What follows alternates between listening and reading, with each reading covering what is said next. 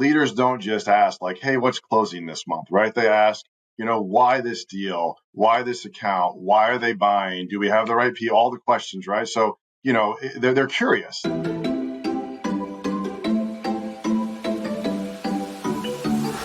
Welcome yet to another fabulous episode, my lovely people of the B2B Sales Trends Podcast, the podcast that brings you hacks, tips, thought leadership to the world of B2B selling. My name is Harry Kendlbacher, and today's topic is about how to get your ICP right. Now, ICP, of course, for those of you who don't know, stands for Ideal Customer Profile.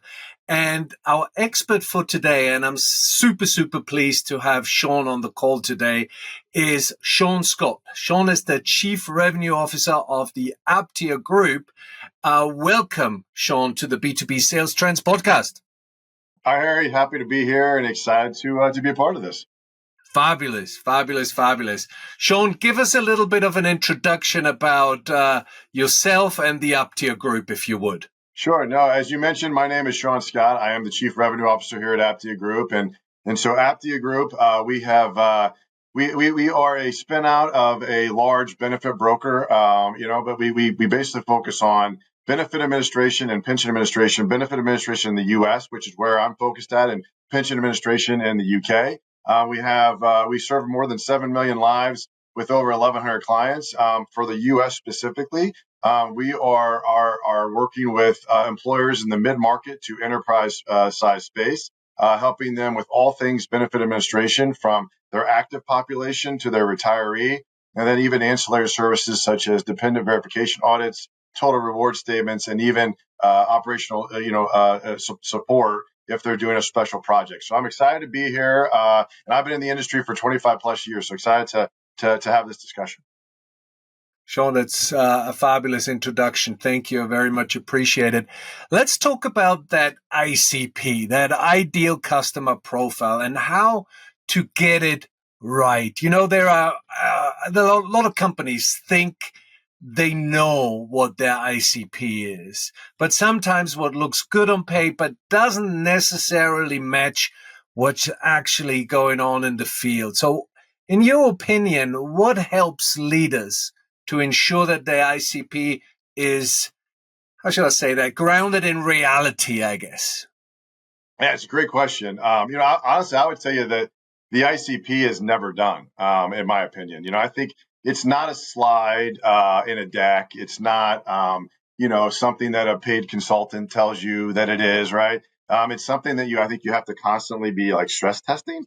For us, we spend a ton of time in the field listening to feedback from, the sellers, from our prospects, clients, our broker partners, our advisory board. And so to your point, you start to see patterns. And so the ICP on paper isn't really what the market is actually looking for, demanding from you, right? And so you got to look where you're winning and why you're winning and what makes the most sense. And so you base that on real world opportunities versus just wishful thinking. Right. Right. And in the world of sales, unfortunately, a lot of sales managers and salespeople live in that land of hope, as I always call it. And we really want to eliminate this because it gives you all sorts of issues, right? No predictability, no forecasting, no nothing. It's difficult to run a business that way. Yep. And, defining it is one thing, right? The ICP. So defining the ICP is one thing. And I love the fact that you said it's never done, because I think that's something that a lot of companies are doing wrong. They identify it, they sort of define it, and then that's it. I really like what you said about that, the fact that it's never done and it's down to feedback. What do you think that ensures that your ICP doesn't just exist in strategy decks, but actually guides the way sort of teams prioritize and sell and support their customers? How do you make this really from a deck to reality, in your opinion? Yeah, I think that's where in my year, I think I've struggled there, and learned from it. I think a lot of companies probably fall down a little bit when they're trying to get it into the field. For us, I think it starts with making the ICP like insanely clear and relatable. It's not just some abstract, again, like, dream, right? It's real company profiles, it's real stories, it's real examples, it's real opportunities that you really have to dive into. And so we bake that into everything, the way we design territories, the account prioritization, our enablement, the partners that we choose to go after and who we choose to focus on. And so, it's not just who you sell to, but it's how we sell to them, why we sell to them, what problems we're solving. And so when you start getting that alignment all together, it makes it sticky. It makes it stick. Yeah. And so once you implement a strategy and basically create your territories, your enablement, and everything that you've just shared, a lot of the time it comes down to your managers and the coaches within an organization, right?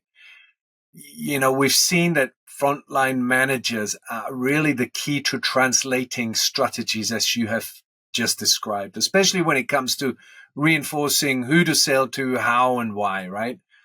What, in your opinion, separates, and I'm sure you've seen a ton of them, right? What separates an average manager from the great one when it comes to really, reinforcing and coaching to this ideal customer profile to get those consistent results? Because that's really what we're after. What do you see are good ones? What do they do? Yeah.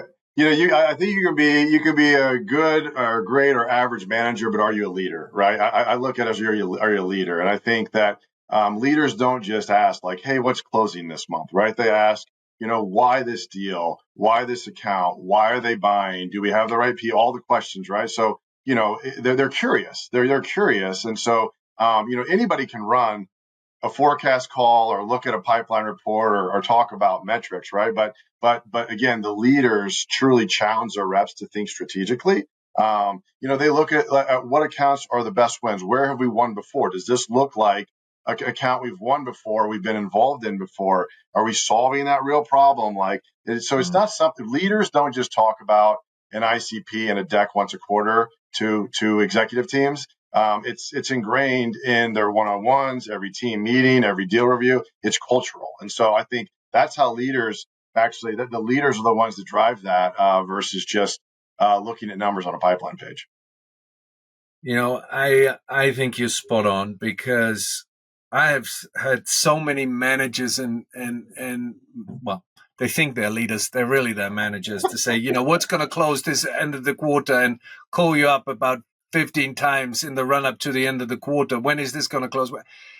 That's not the conversation to have. It's really the why piece that you have just alluded to and highlighted. I think that a good sales manager needs to be a sales leader and ask those why questions, because salespeople are smart enough to figure it out themselves if you ask them the right questions, right?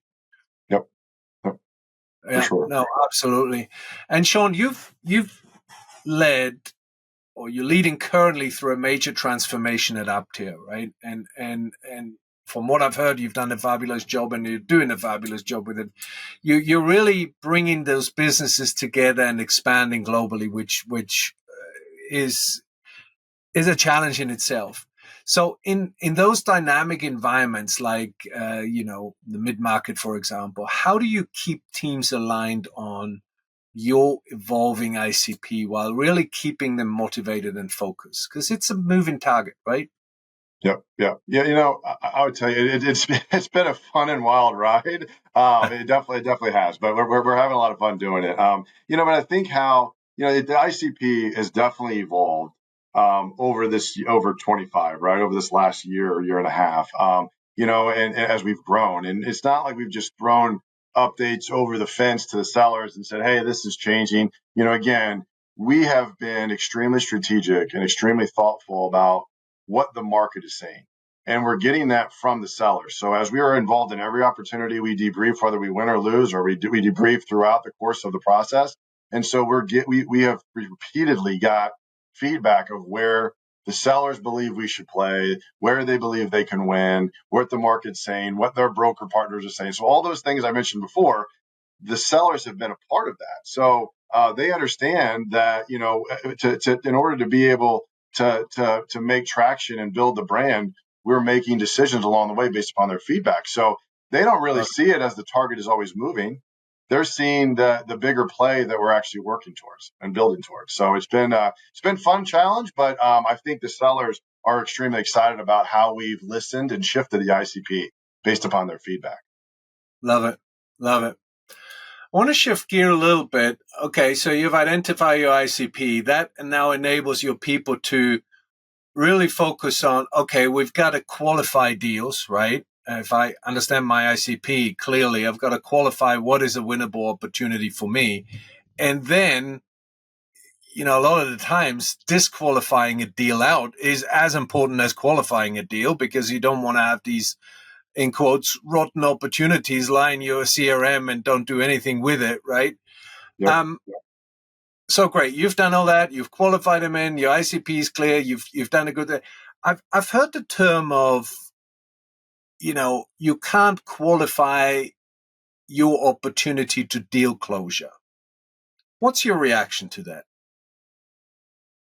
I don't know about that, because I think if you stay focused on the right customer, you can, right? So what I mean by that, I think there's always temptation to chase every deal. And I've been in sales my entire life. So you hope cast, you think you hold on to things that you probably shouldn't hold on to, right? But so that temptation is there to always chase that down, right? But I think what we've learned at least I have, is like, if by having a bad fit deal, it turns to burn you later, right? Is the way I look at it. And so, by giving the urgency and without that panic, I think there's pressure, but I think you find the path to find the value in the ICP. So you don't just chase deals until closure, right? You chase the right deals for the right reasons. You can't lower the bar. You just have to sharpen, I think, the focus, because for Aptia, one of the big things, we deliver exceptional service. That is what we're known for, service and delivery.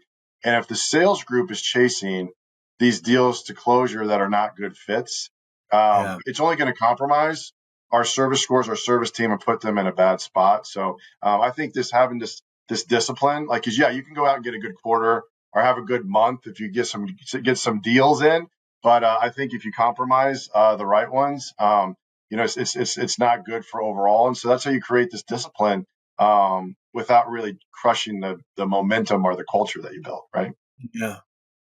You mentioned a couple of terms here that are big buzzwords right now in the industry, which is, one is discipline, right? You got to have the discipline to drive opportunities throughout your sales process, and you got to do it in an intentional way. The second thing is that urgency piece, and it's a real interesting concept. Our research says, for example, and I'm curious to hear your opinion on that. Our research says that people make decisions one out of two ways, right? Either to gain an outcome. So somebody will make a decision to gain an outcome, or to avoid a risk. Somebody will take a decision to avoid a risk. So if you, my dear seller, cannot have a conversation with me that's either directly linked into my outcomes that you can help me create, or help me avoid a risk, I'm not going to make a decision, because my biggest competitor is not another company. Your biggest competitor is do nothing, basically, right? Yep. So what's your take on that? I mean, I wholeheartedly agree, because I think that we get so caught up in what features or services we sell that we believe are the answers, right? And they could be, right? But if we have not done a good job of really focusing on those two items for figuring out why the person is sitting across from us in the first place, or what we're trying to help them solve, or how we're helping them avoid a risk, like, there is nothing we can show or do if they are not there themselves on why they believe they need to change. And if we haven't done a good job of explaining that, it doesn't matter what we have to sell if we haven't done that. So I completely agree with it. That definitely, over the years, that has come to bite me and my teams, because you think you have the right path and you're in the right spot, but in the end, you didn't identify what they really truly needed to change, or the risk they were trying to avoid. So. I love that. I'm extremely passionate about that fact. The companies we work with, they always face that challenge of, great, that's a concept, and you as the CRO You understand that concept, and of course, you want it to be driven through your sales organization. A lot of our customers face that challenge of how do I scale that? Right? I mean, it's one thing for you to know and your direct reports to know, but how does your entire sales team, and here is your other word coming in again, having that discipline, right, to drive that urgency conversation. That's tough. Yeah. It is, and I think you have to make it cultural and you have to make it collaborative because I Right. truly believe that success is contagious, and I think by being transparent and communicating with the full team, and celebrating the wins, whether they're small or large, we send out wins and why why we won. Even when we have larger deals that maybe we didn't win, we talk about what we learned from it. So I think being transparent and communicating the journey along the way, especially at our juncture of our brand and our journey. I think it's critical for the sales teams to align and feel that collaborative approach. So no matter if they're in different territories, they reach across each other and they have conversations to help lift them up or help extend that discipline and learn from each other, not just the sales leaders. Right. I fully agree. I mean, it's interesting for what we hear a lot is that the toughest thing that salespeople view is them having what we call the cost of inaction conversation. That's a really tough thing for them because it's uncomfortable to have with your client and your prospect. I do believe, not in all instances, but I do believe it's necessary to have that in some instances. To drive that urgency, because that's the key, right? You don't want any opportunities rot in your sales process and your CRM. You want to make sure you either qualify them out, qualify them in. If they qualify, drive them to a close. Yeah. If I could add on that here, I would say you're absolutely right, because the good sellers, right, and the good leaders, the ask those questions, and the sellers that ask those questions, the sooner we have, because the sellers out there building a relationship, they're earning the right to ask those questions. And so the sooner you can have that conversation of whether or not the deal is real. And I know it's scary because as a seller, you do not want to give up hope on something, but the sooner you can have that conversation, the more you can move on and focus on the right one, right? Because they can look like they're the right one on paper and everything checks out. But if you don't have that conversation, you could spin wheels for months, maybe even years, right? So, right. Shaun, my last question on every podcast is your opinion of what are the top 3 qualities of elite salespeople these days. Buying has changed, as we all know. Buyers are savvy, more demanding, they're better informed. What's the stat I read the other day? 70% of the buying decision has been made before they even engage a salesperson. So what do elite salespeople nowadays need to possess in terms of their skills and behaviors to make them elite salespeople? What do you think are those 3 top qualities?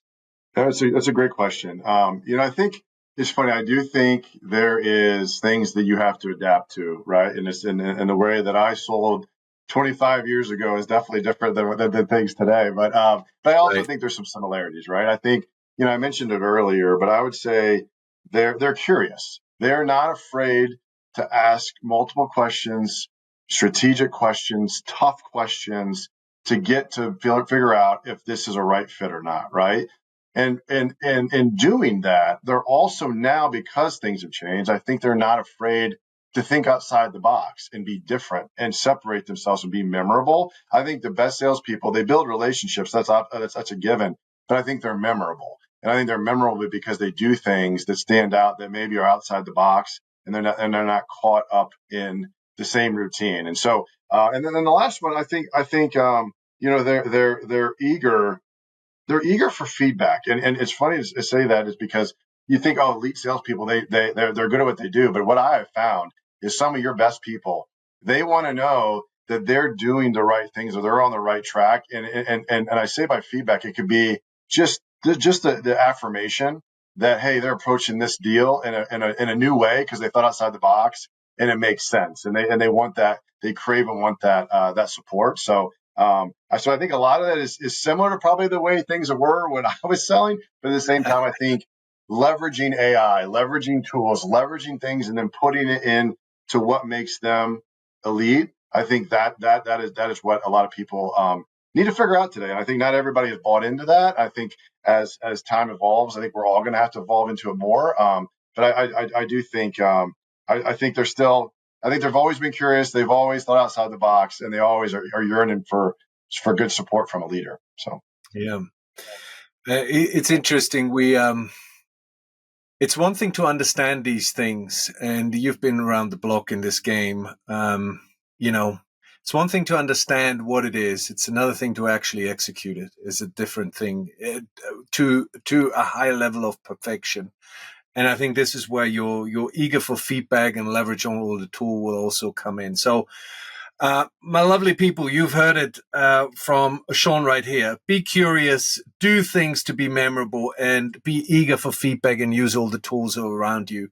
Shaun, thank you. I know our listeners very much appreciate your insights and your thought leadership on the topic. Thank you for taking the time. No, thank you, Harry. I was happy to be here. I enjoyed the conversation and appreciate it.